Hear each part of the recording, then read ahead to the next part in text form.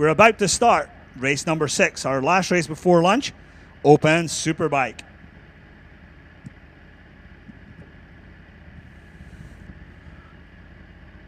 Now, Alan, I don't know much, and that's pretty well known. But what I do know is if you're doing anything other than watching this race, you need to come down right now because it's about to start. And this race will be just as exciting as Formula Pacific as the one board is up. Ricky and Jeremy do not know how to not race. On its side, revs go up. Green flag and we're racing. Jeremy with a massive wheelie. Lenny Hale with a hole shot. But look at the power of Ricky's bike as he comes screaming up and takes the overall lead, followed by Lenny Hale. And look at how close Lenny and Ricky are. That allows Jeremy Toy to come up the inside as they both drift a little wide. Jeremy then has to slot back as Ricky is so strong on the entrance of 2. He comes in a little slow, and then it seems like he gives it extra gas when everybody else gets on the brake. Next wave, sideways, up it goes. And that is going to be the hole shot from the number 1 position, Kevin Murphy. Back up front. Oh my God, look at the action up there. They are all over the track. Jeremy Toy took over Lenny Hale's position, and he just kind of forced his way through. Again, the no contact, but no love lost there between the two of them either, as Jeremy Toy needs to catch up to Ricky Corey and do it now. He can't let Ricky get away, and he's not doing it. That's also Chris Siglin right up there with him too. Chris Siglin back in, I believe, 4th position as they head up the hill to the dark side of the moon. We have ourselves a race. Again, drop what you're doing, come down to the walls, watch the action over the top of 9 at any moment. It's going to be Ricky Corey, Jeremy Toy, and Lenny Hale. 1, 2, 3. Will Lenny stay with him this time? Jason Lauritzen has moved up into 4th position. Chris Siglin in 5th place as Ricky Corey comes into turn number 11. He's got Jeremy Toy all over him. And we got more action back in 6th and 7th place as well. Ricky Corey with a little bit of wheelie as he's coming through to number 13, followed by Jeremy Toy and Lenny Hale.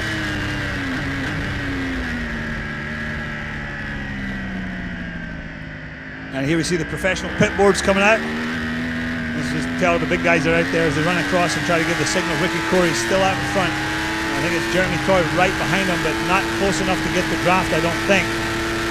Ricky Corey with that great engine flying through Lenny Hale, then Jason Lauritzen, and I believe that was Greg McCullough coming up there. Let's see, Ricky Corey, Jeremy Toy, Lenny Hale, Jason Lauritzen, Chris Siglin, and Craig McCullough. And Martin Schwartz, Peter Fry, and Harley Barnes, Bud Anderson rounding out your top 10.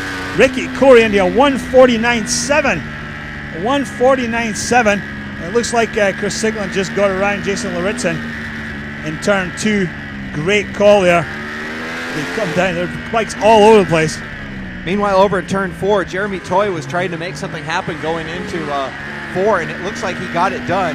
Jeremy Toy has gotten in front of Ricky Corey. The move, it didn't look like it was going to work for me, but then it actually did. The two of them are just stirring it up as they're going over to the dark side of the moon.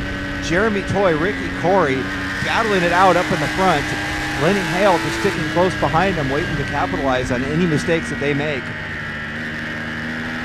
Over the top of 9. It is still... It looks to me like that may be Jeremy Toy in front of Ricky Corey. And it is Lenny Hale just closely slotted in there as Chris Siglin is now starting to catch up. See a little bit of a boggle out of Ricky Corey's bike as he's trying to get that power down. Maybe something with his shifter, it looked pretty tough. And he's side by side heading into turn 14. I know Ricky is extraordinarily strong in turn 14. Jeremy had a little bit of a mishap there yesterday, but I don't think that's going to stick with him at all. As they come on the front straightaway, Ricky Corey is in front of Jeremy Toy, but they are close on the draft. Jeremy Toy behind Ricky Corey. He's not going to get it done before turn 1, but he may just be stalking him now. And look at how close he gets at one. He actually has to back off the throttle a little. He was carrying so much speed into turn number 1 as they go into 2. This is, again, another one of Ricky's very strong spots. The entrance to turn 2. Jeremy Toy is still right there. Lenny Hale and Chris Siglin catching up a little bit each lap. The leaders are already dropping down into the 149s, with the fastest lap actually belonging to Lenny Hale. Lenny Hale is the fastest guy on the track as Jeremy trying to make a move again in turn number 4. Last time it was very exciting. This time not quite as exciting. The line Jeremy takes in there reminds me a lot of the line Dave Stanton would take. A very fast line coming out of turn number 3 into 4. Ricky's doing his best to make a little bit of a lead. I can't wait to see the footage coming through at the end of this race. Over the top of the hill, this should still be Ricky Corey in front of Jeremy Toy, then Lenny Hale and Chris Siglin. And it is still close, ladies and gentlemen.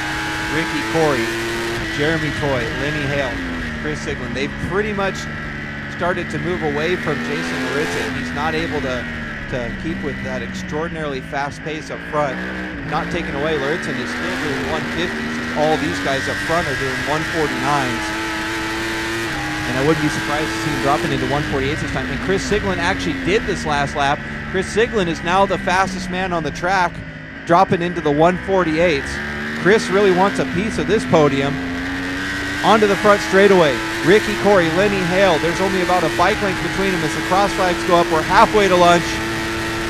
Let's see how much Jeremy catches up in turn number 1. And look at Jeremy's entrance into turn 1. He is just an animal there. I think Ricky's going to need to review some of this footage at the end, because if there's one place where Jeremy owns Ricky, it is turn 1.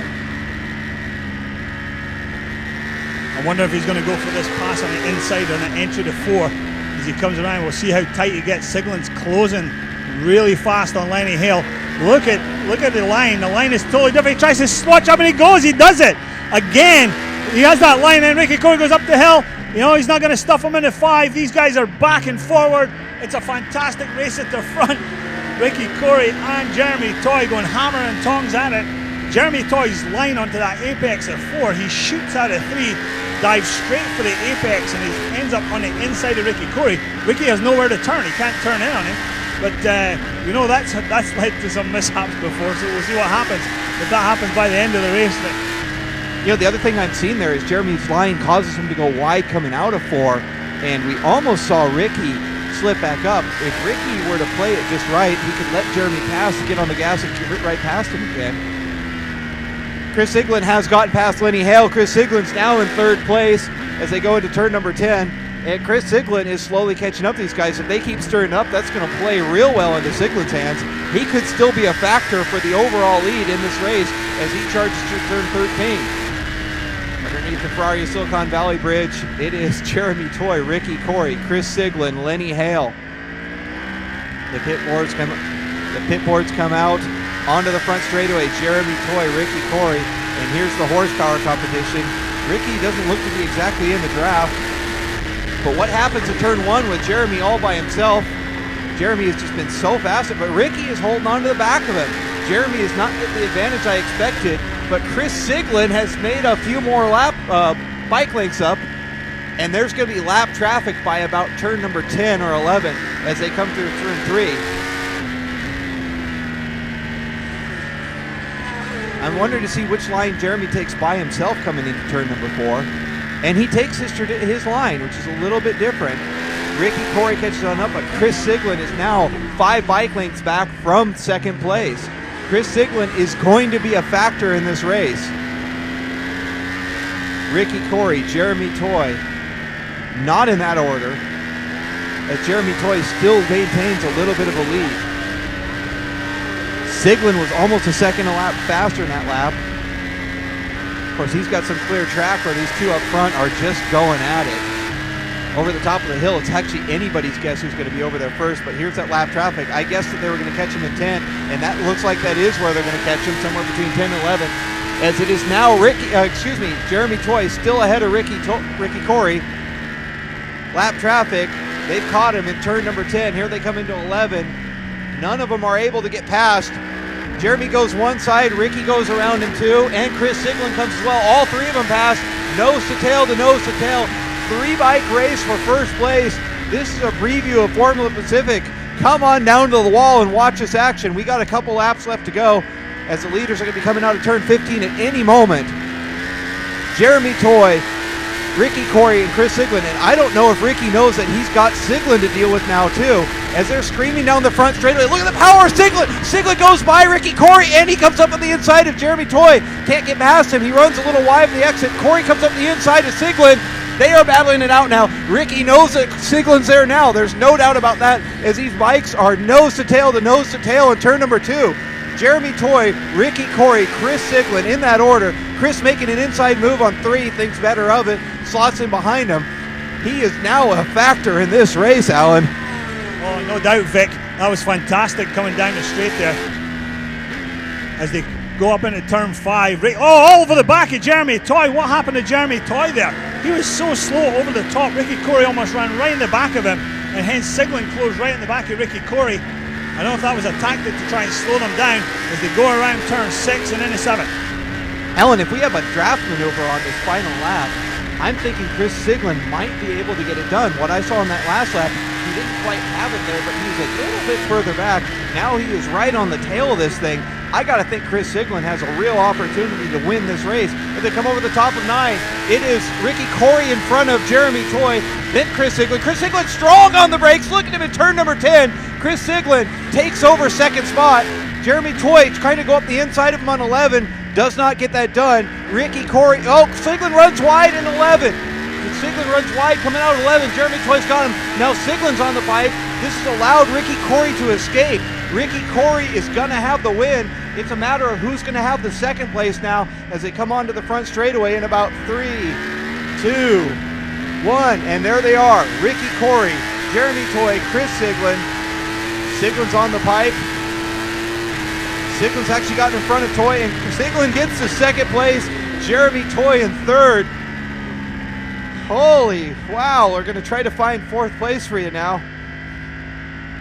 I believe this is still Lenny Hale with a great run on his own, followed by Jason Laritzin.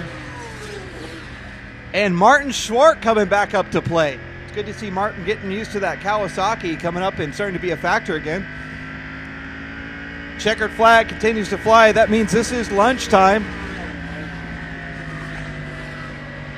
And I believe Pete Fry and then Greg McCullen. The lunchtime podium is 650 Twins. If you were top 3 in 650 Twins, come on down to the winner's circle, which is in front of the Thunderhill Grill. I believe that was Michael Gilbert, Brandon Key, and Jason Ketching.